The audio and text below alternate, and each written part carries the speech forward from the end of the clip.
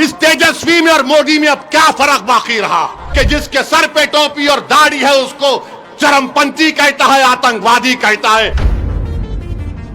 तुम्हारे इस तरह के बयानबाजियों से कई लोग, मुसलमान बच्चे जेलों में आज सड़ रहे हैं। इलेक्शन आता जाता रहेगा, मगर याद रखो, अगर तुम सांप को दूध पिलाओगे, ये सांप इजहार-ए-रस्वी को डस चुका है, कहीं ये कोचा दामन और सीमांचल की जनता को ना डसे।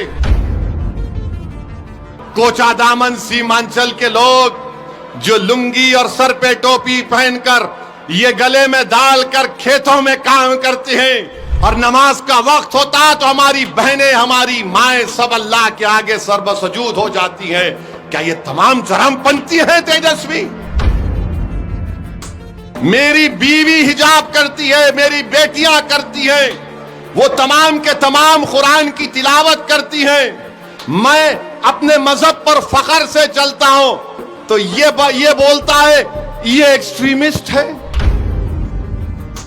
अगर ये एक्सट्रीमिस्ट है तो तेजस्वी सुन ले, कान को साफ करके सुन ले।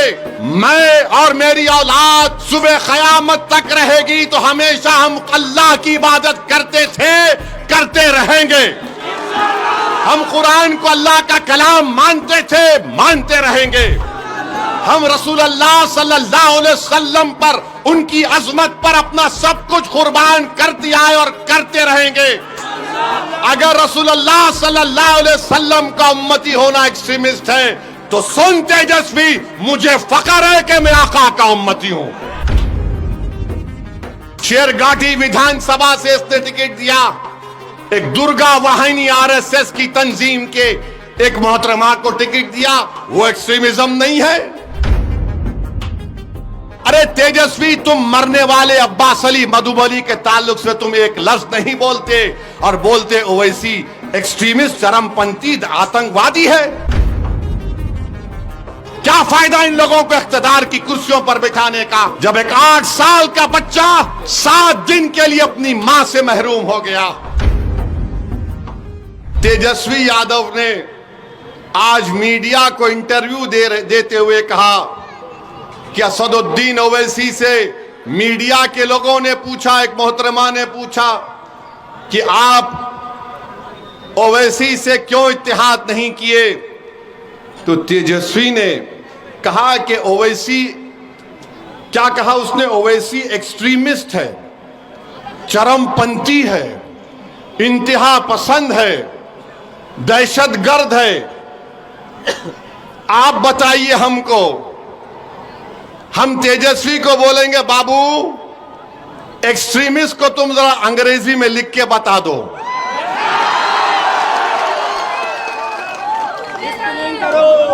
हमको एक्सट्रीमिस्ट बोलता है।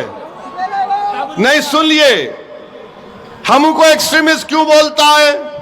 इसलिए बोलता है कि मेरे चेहरे पे दाढ़ी है, सर पे टोपी है, मैं नमाजी हूं, मैं अल्लाह की इबादत करने वाला हूं, मैं किसी के आगे सर नहीं झुकाता सिवाय जमीन व आसमान के खालिक के, मैं किसी को मानता नहीं सिवाय अपने रब के।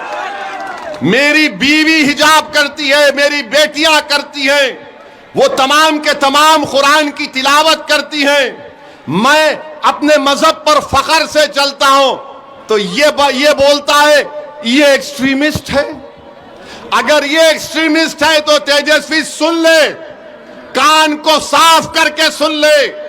मैं और मेरी औलाद सुबह क़यामत तक रहेगी तो हमेशा हम अल्लाह की इबादत करते थे, करते रहेंगे। हम कुरान को अल्लाह का कलाम मानते थे, मानते रहेंगे। हम रसूल अल्लाह सल्लल्लाहु अलैहि वसल्लम पर, उनकी अजमत पर अपना सब कुछ कुर्बान कर दिया है और करते रहेंगे। अगर रसूल अल्लाह सल्लल्लाहु अलैहि वसल्लम का उम्मती होना एक्सट्रीमिस्ट है तो सुन तेजस्वी, मुझे फख्र है कि मैं आका का उम्मती हूं, मुझे फख्र है।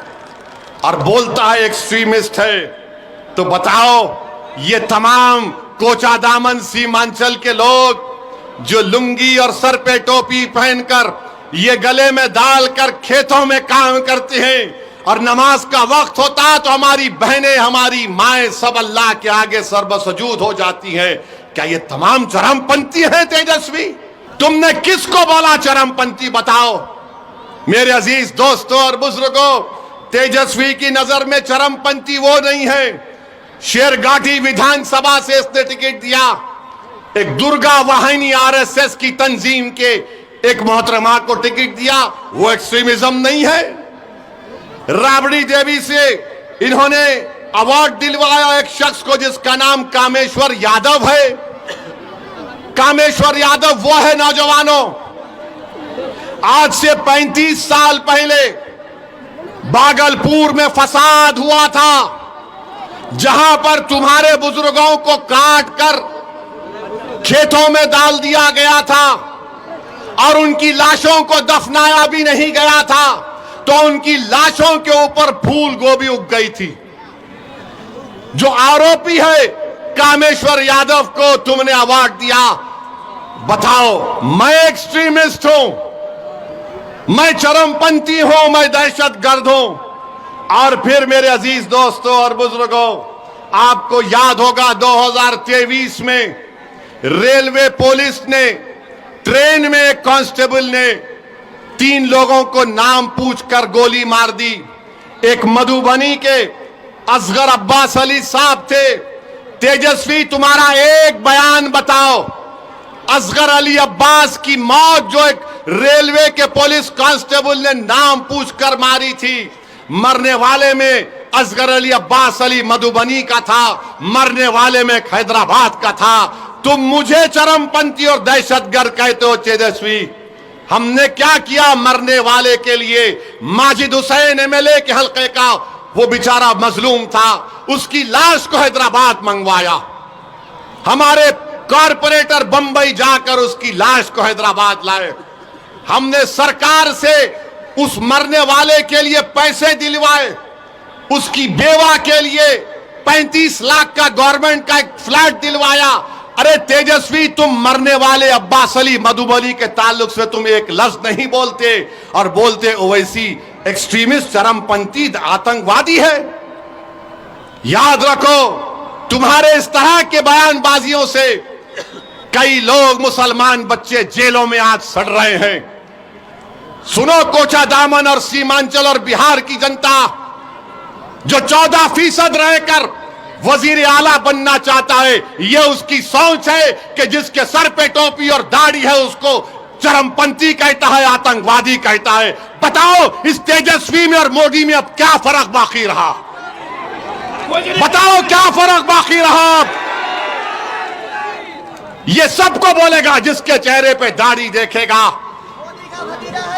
जिसके चेहरे पे टोपी देखेगा, कुर्ता पैजामा देखेगा, बोलेगा ये चरमपंथी है।